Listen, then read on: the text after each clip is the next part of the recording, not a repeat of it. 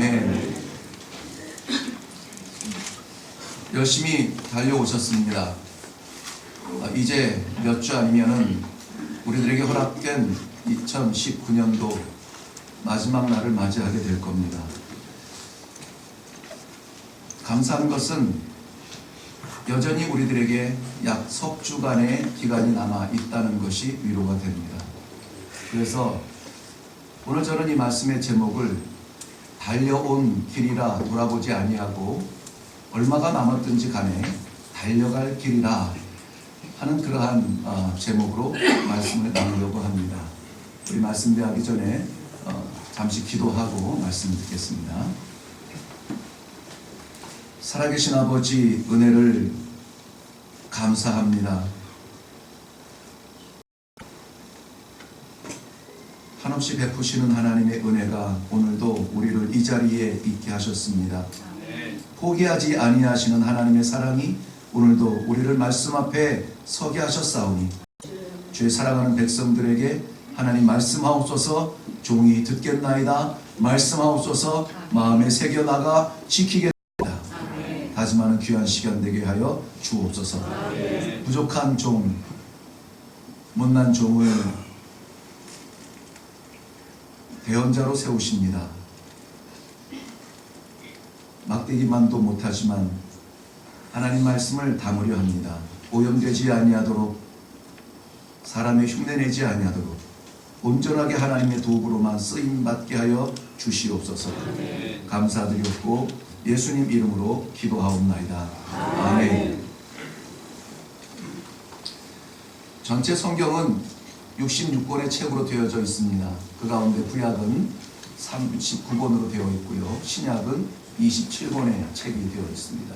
그 가운데 사도 바울은 신약 27권 가운데 13권의 책을 기록하도록 그렇게 소명을 받고 잘 지켰습니다.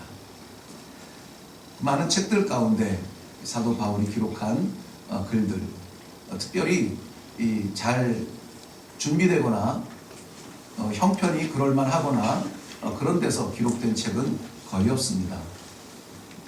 바울이 로마에 복음을 증거하다가 로마의 감옥에 갇히게 되는 일이 있었는데요. 첫 번째 갇혔을 때에도 그는 여지없이 교회들을 세우고 교회들을 섬기는 그러한 편지를 쓰면서 그것을 우리는 옥중서신이라, 그래서 에베소서, 빌립보서, 골로새서, 빌레몬서 이렇게 4권의 책을 썼습니다.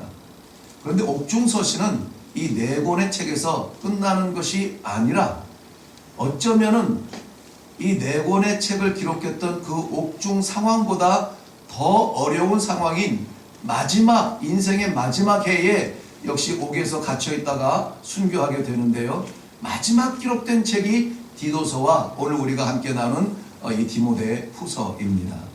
그 중에서도 디모데 후서는 사도 바울이 서신서, 편지를 교회들과 교회 제자들에게 편지를 쓰고 나서 네로 황제에 의해서 참수형, 목배임을 당하는 그러한 참수형을 당하고 순교의 자리에서 사도 바울은 걸음을 멈춥니다.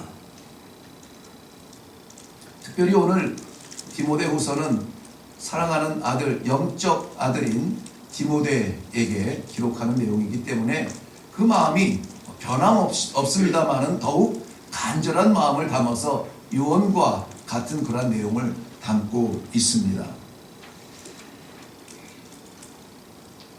오늘 우리는 우리 장로님도 기도하셨지만 맡기신 1910년도 11달을 다 보내고 이제 마지막 12월 달을 걸어가고 있죠. 마지막, 왠지 두렵지 않습니까?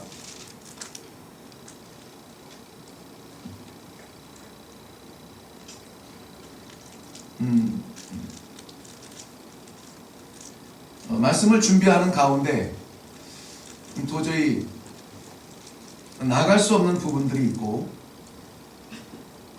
언제나 그렇지만은 뒤돌아보면은 거둔 것 없는 그런 허전함 때문에 부끄러울 수밖에 없는 것이 말씀을 준비하는 그러한 마음이었습니다.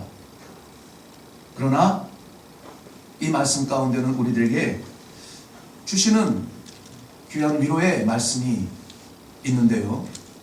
어떻게 달려왔는지, 어떻게 살았는지에 대한 책망의 말씀보다는 여전히 우리에게 몇 발이 더 남았음을 소망으로 주시기 때문에 함께 나눌 때에 이 말씀에 의지해서 2019년도 멋있게 장식하는 이백교의 모든 성도들이 되시기를 주님의 이름으로 먼저 축원합니다. 오늘 본문 말씀 7절 말씀에 보면 나는 선한 싸움을 싸우고 나의 달려갈 길을 마치고 믿음을 지켰다. 이렇게 담대하게 말할 수 있었던 사도 바울. 그렇기 때문에 내가 이렇게 싸웠고 내가 이렇게 지켰고 내가 이렇게 달려갔으니 내가 지금 바랄 수 있는 것은 나를 위하여 예비된 하나님의 면류관이다. 이런 멋있는 자랑은 우리가 좀 떳떳하게 할 수 있으면 좋을 것 같아요. 싸움에서 비겁하게 피했고 달려갈 길에서 쉬었으며 지켜야 할 것을 지키지 않았다면 저 면류관을 예비하신 하나님께 나는 오늘도 달려간다.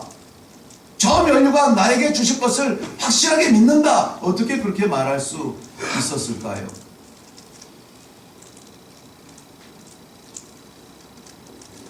오늘 말씀은 뒤를 보는 말씀이 아니라 우리의 앞을 보는 결론이 감추어져 있음을 먼저 말씀을 드립니다. 그러므로 오늘 우리가 나누는 이 말씀 가운데에 하나님께서 마지막 소망처럼 주시는 귀한 메시지 붙들고 내려갈 수 있기를 바랍니다. 6절 말씀에 보면은 자신이 관제처럼 부어졌다라는 표현을 합니다. 관제라고 하는 것은 이전의 성경책을 기억하면 전제라는 단어를 사용했는데요. 이것은 구약의 제사에서 온 용어입니다. 죄를 지어서 죽을 수밖에 없는 죄인이 하나님 앞에 용서받기 위하여서 제물을 들고 제사장 앞에 가지요. 그리고 죄를 고백하고 제사장은 죄를 지어 죽을 수밖에 없는 그 사람 대신에 아무 죄가 없는, 그것도 깨끗하고 점도 없고 흠도 없는 아름다운 제물에 배를 가르고 피를 흘려서 대신 죽게 합니다. 각을 뜨죠. 이것이 전에 무엇이었는지 형상도 알아볼 수 없을 만큼 다 갈기갈기 찢기고 내장은 성 밖에 던져져 불태워지고 완전한 제사를 드리기 위하여서 갈라지고 조각난 그 고기 덩어리 위에 마지막 포도주를 부음으로 인하여서 구약의 제사는 완전한 제사가 됩니다. 그리고 번제는 불태워서 하나님 앞에 향기로 올려지게 됩니다. 사도 바울이 내가 지금 관제와 같이 부어진다라고 하는 이 자신의 모습 속에서, 고백 속에서 어쩌면은 순교의 자리가 멀지 않았음을, 마지막 그의 여정이 멀지 않았음을 알고 있지 않았을까? 하나님께서 마음속에 허락하여 주신 그 마지막 기간을 지나는 사도 바울이 아닐까 하는 생각이 듭니다. 12월 둘째 주일 2부 예배. 어쩌면 우리는 12월 마지막, 전 마지막을 향하여서 달려가는 끝자락일지도 모르겠습니다. 참 열심히 사셨습니다 라고 인정을 해드렸습니다만은 어떻게 사셨어요? 라고 한 번 더 물어보고 싶습니다. 하나님께서 허락하신 시간, 하나님께서 맡기신 환경, 하나님께서 만나게 하신 사람들, 그 가운데에서 어떻게 사셨나요? 사도 바울의 살아온 그 자취를 한번 같이 보겠습니다. 7절 말씀 같이 보겠어요. 7절 말씀입니다. 다 같이 시작. 나는 선한 싸움을 싸우고 나의 달려갈 길을 마치고 믿음을 지켰으니 아멘. 나는 선한 싸움을 싸웠다라고 말합니다. 선한 싸움을 싸웠다. 전투와 같은 삶을 살았다. 싸우지 않고 그저 숨으면 되는데, 아니 나는 싸웠다. 어떤 싸움을? 선한 싸움을 싸웠다는 거예요. 근데 이 순간만 자신이 싸운 싸움이 아니라 디모데전서 6장 12절 말씀에는 믿음의 아들 디모데에게 이렇게 권면합니다. 믿음의 선한 싸움을 싸우라. 세상에 자기 자식에게 싸우라고 밀치는 사람이 어디 있겠어요. 사도 바울은 담대하고도 과감하게 그의 아들, 믿음의 아들에게 말합니다. 믿음의 선한 싸움을 싸우라. 말세가 될수록 선한 하나님의 백성들, 하나님을 믿고 한번 살아보겠다고 작정한 백성들 집어삼키려고 사탄은 온갖 다양한 이빨들을 드러내고 삼키려고 달려오고 있습니다. 살 길은 싸우는 길입니다. 싸움은 어떤 싸움이냐? 믿음의 싸움이라고 얘기해주고 있습니다. 무엇 때문에 마음이 분한가요? 무엇 때문에 에너지를 쏟습니까? 무엇 때문에 투쟁하는 삶을 살고 있습니까? 믿음 때문에 싸우라는 거예요. 인생의 풍파가 아니라 그 풍파 속에서도 믿음을 잃어버리지 않고 그것만은 붙잡기 위하여서 싸우라는 거예요. 그것만은 놓치지 말아야지. 싸우라는 겁니다. 아니면은 타협할 수밖에 없으니까요. 목회를 많은 사람들이 이 목사의 교회를 섬기는 모습을 목회라고 하는데, 목회의 다른 이름은 목양이라는 단어로 씁니다. 목양. 이 단어가 저는 더 좋아요. 목회는 그저 내가 할 일을 하면 될 것 같은데, 목양은 양육하는 책임이 있어서 나의 섬김을 통하여서 누군가 양육되어지는 것을 봐야 그것이 목양이 되기 때문에 그렇습니다. 목회자가 목양할 때에 할 수 있는 것은 두 가지밖에 없습니다. 하나는 하나님의 말씀 변질되지 않게 바로 증거하도록 끊임없이 묵상하는 것, 말씀으로 먹이는 겁니다. 그리고 말씀으로 먹은 그 성도들이 그 말씀대로 살아갈 수 있도록 주여 힘을 좀 주세요. 힘을 주세요. 기도하면서 뒤에서 돕는 것, 이것이 목양이에요. 저는 자연적으로 이 말씀을 묵상할 때 저의 목양을 생각해 보았습니다. 금요일에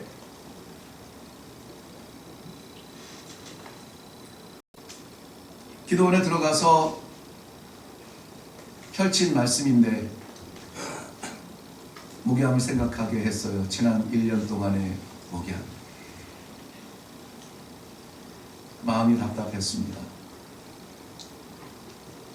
부끄러웠고 힘이 들었습니다.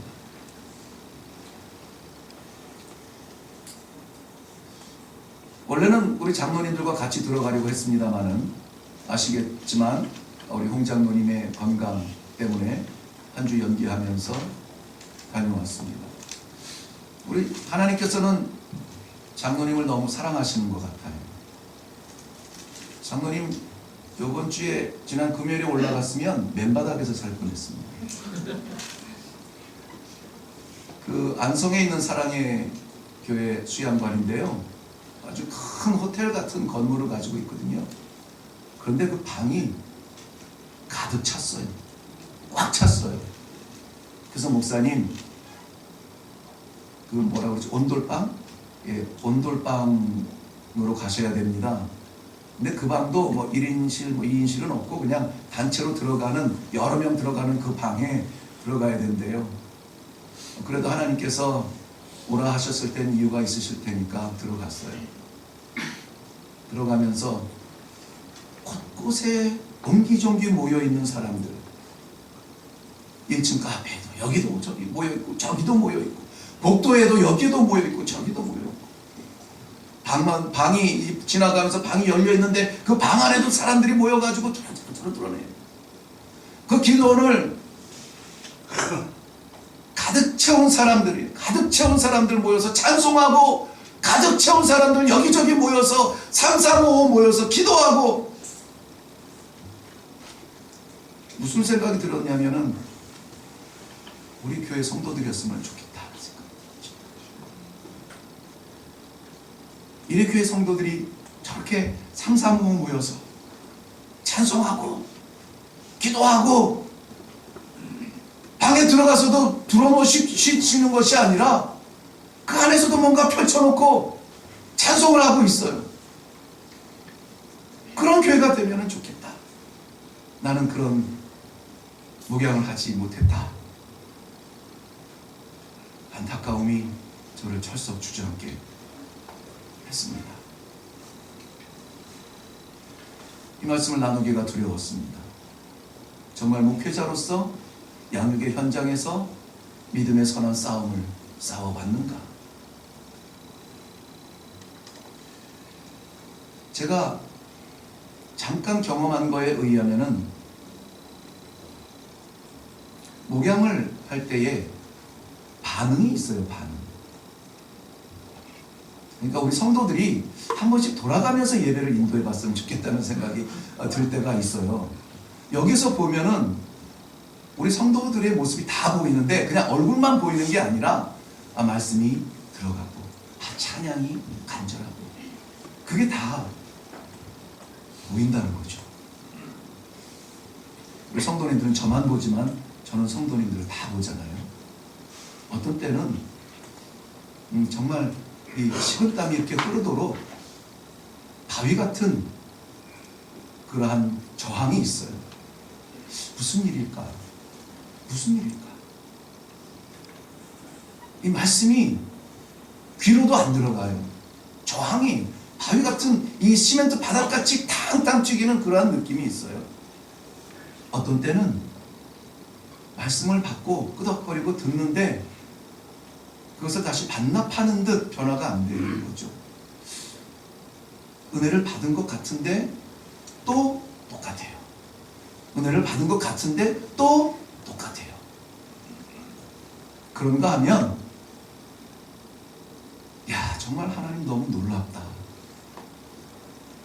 뭐 한 것도 없는 것 같은데 은혜를 받으면서 눈을 동그랗게 뜨고 집중해서 놓칠까봐 찬양을 해도 우리 찬양 인도하시는 분들을 알겠지만 찬양이 찬양되게 찬양하는 분들이 있어요. 감격 속에 찬양을 해요. 말씀을 받아도 아멘이 눈에 눈동자에 보여요. 용기 내서 입만 벌리면 아멘이 되는데 변화되는 그야말로 나중된 자가 먼저 되는 그런 모습들도 보이는 거예요. 이 목회, 이 목양의 행복이거든요. 그런 모습을 보면은 주목될까봐 뭐 간증은 자세히 드리지는 않습니다만 그런 모습들이 목양을 쉽게 만듭니다. 성도들의 이야기가 아니라 우리의 이야기예요. 우리의 이야기. 사람은 완전한 사람이 없습니다. 완전한 사람이 없다 그랬어요. 의인은 없나니 하나도 없다 분명히 말씀했어요. 목사로서 완전할까요? 아니에요. 오히려 하나님은 성도님들이 하나님을 만났을 때 질문해야 될 질문들보다 더 많은 걸 나에게 물을 준비해 놓고 있을 수 있어요. 두려워요. 우리 가운데 아무도 10년, 50년이 돼도 완전하지는 않아요. 그런데 여전히 뭐 하는 겁니까? 실험하는 거예요. 실험하는 거예요. 최선을 다해서 부끄럽지 않으려고, 숨지 않으려고, 이 마음에 쏟아지는 갈등이 하나님의 기쁨으로 변화되게 하려고 끊임없이 싸우는 거예요. 오늘도 싸워요. 이 말씀을 묵상하면서 싸운 그 싸움을 표현하려면 아마 듣지 못할 겁니다. 듣지 못할 거예요. 늦지 않았다고 생각이 되어지니까 은혜입니다. 만약에 내가 기도원에서 생애가 끝나고 오늘 성도들을 못 만났다면 어떻게 했을까? 끔찍합니다. 끔찍해요. 그래도 하나님이 나 같은 것에게 기회를 주셔서 오늘 만나게 하시고 간증 같은 말씀을 나누게 하시니 이게 하나님의 은혜라는 것입니다. 사랑하는 성도 여러분, 이 은혜는 우리 모두에게 허락하신 하나님의 은혜인 줄로 믿습니다. 싸우세요.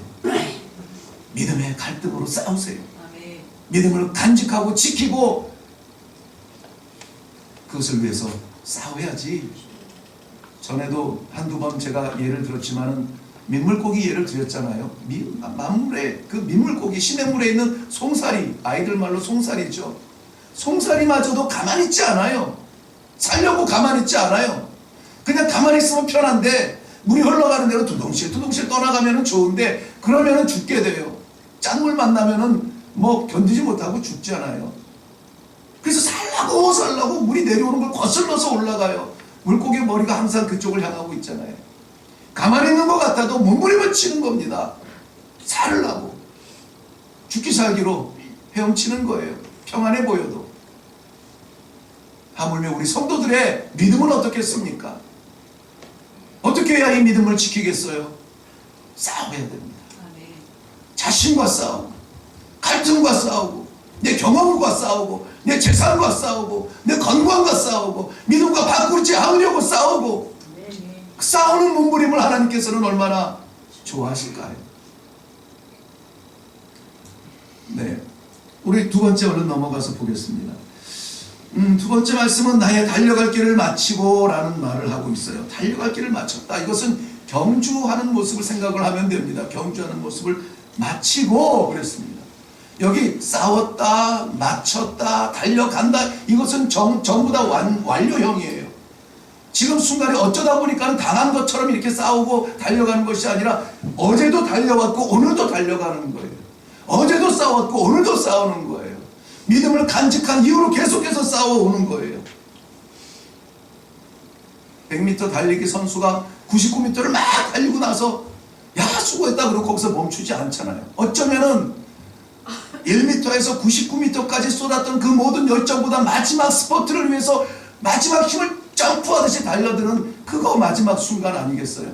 오늘이 아마 그런 날 아닐까요? 올해로 치자면 하나님 한 해만 더 허락해 주시면은 한 해만 더 기회를 주신다면 한번 열심히 해볼게요. 맡겼던 한 해가 이제 마지막 1m 앞에 놓고 있는데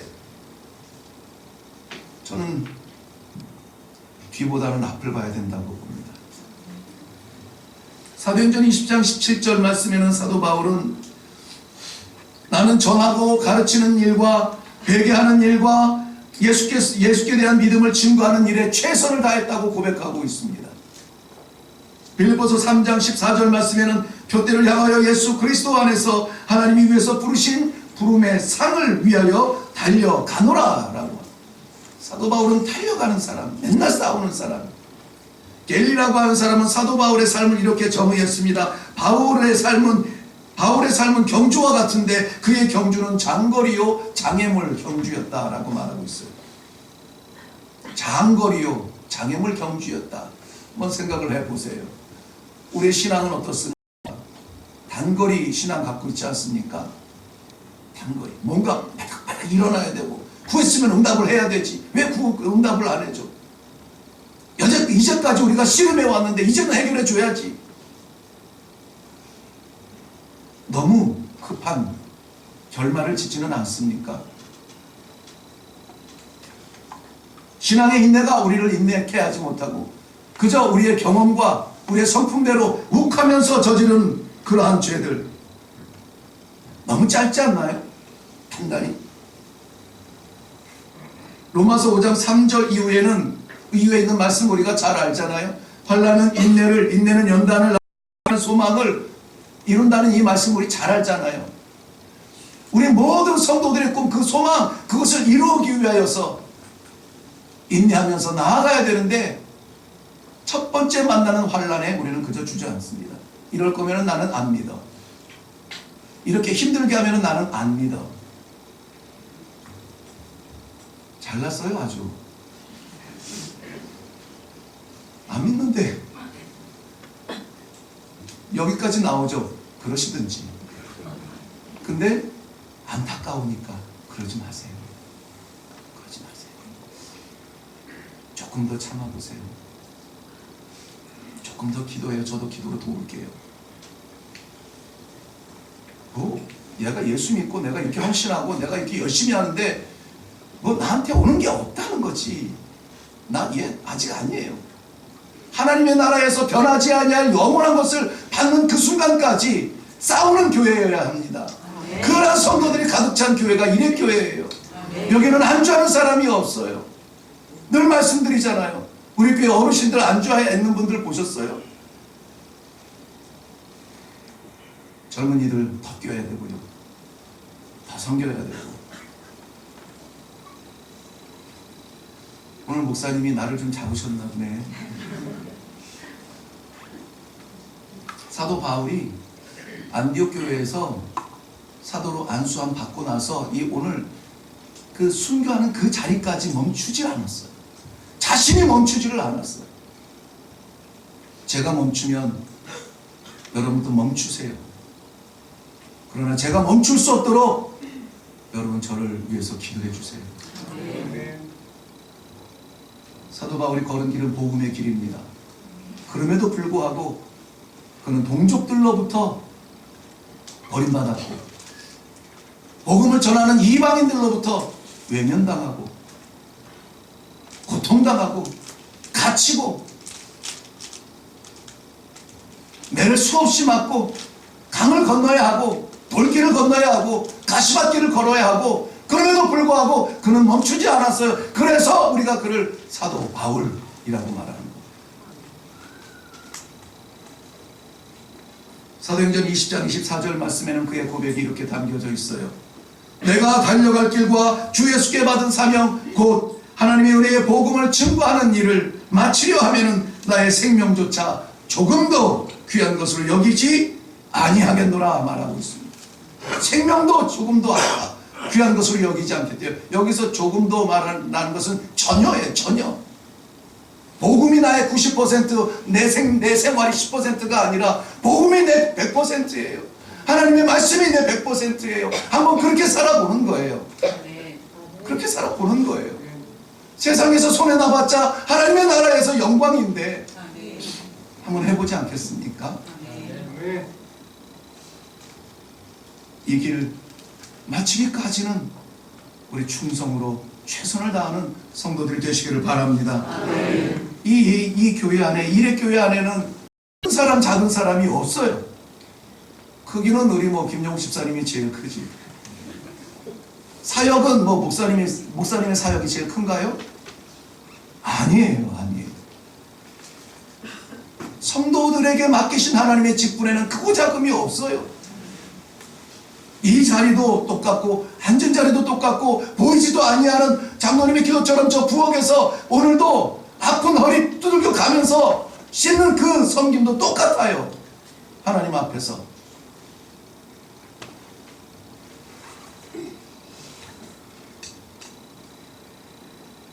다 하지 못한 것이 안타까운 거죠.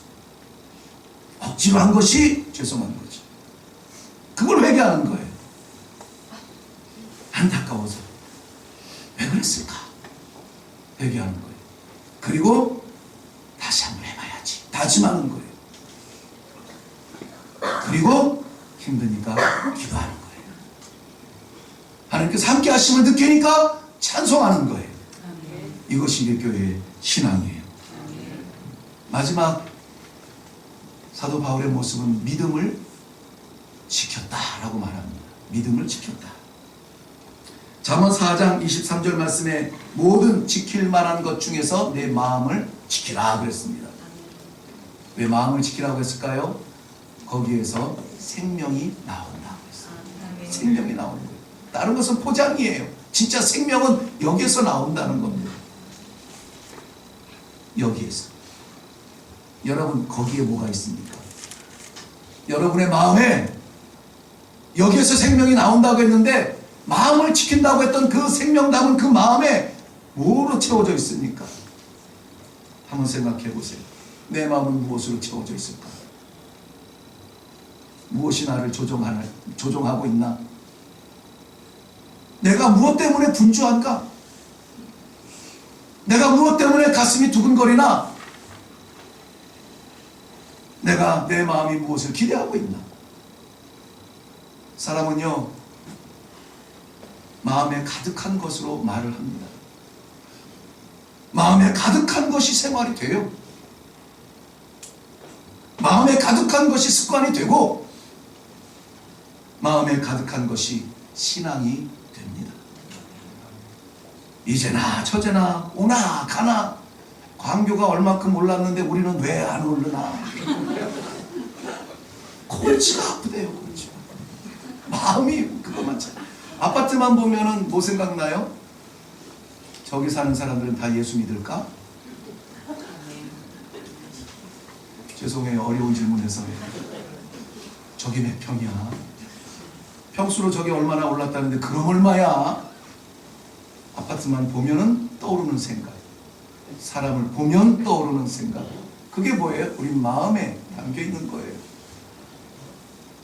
제가 여러분을 볼 때, 우리 일교회를 볼 때 어떻게 보면 좋겠어요?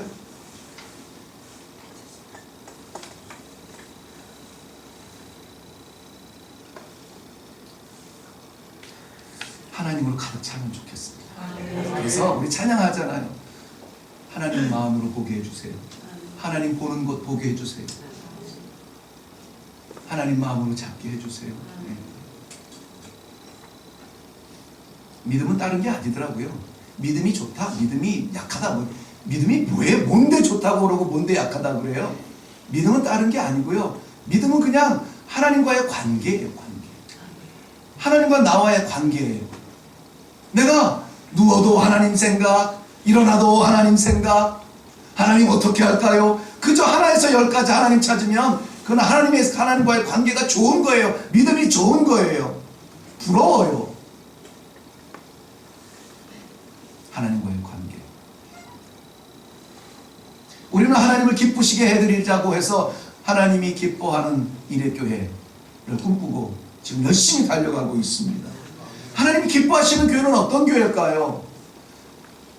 건축상을 받을 만한 멋진 건축, 성도들이 가득 차가지고 몇 부 예배를 드리고 다 나는 참 좋아요. 저도 좋아요. 부러워요.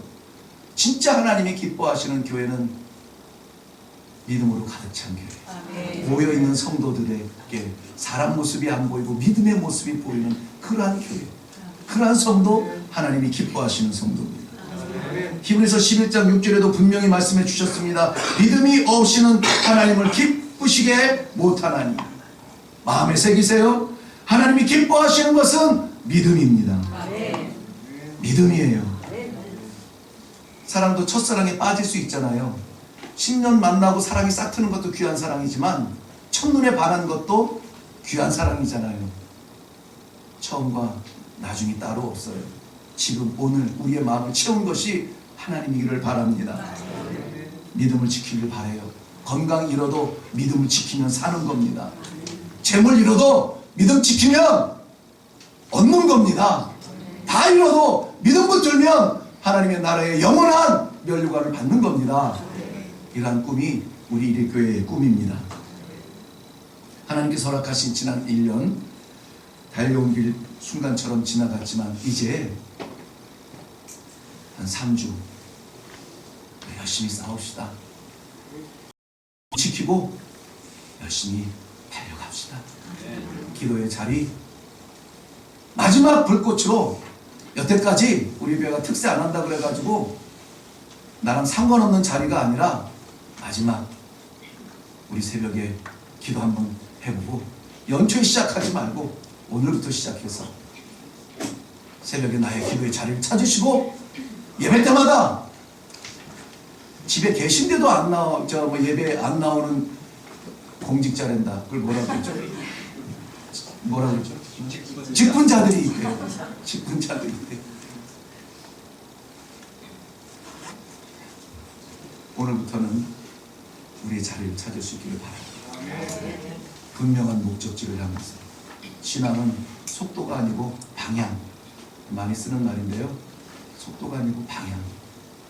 똑같이 같은 마음으로 하나님 앞에 칭찬 듣는 일회교회 모든 성도님들 되시기를 주님의 이름으로 축원합니다.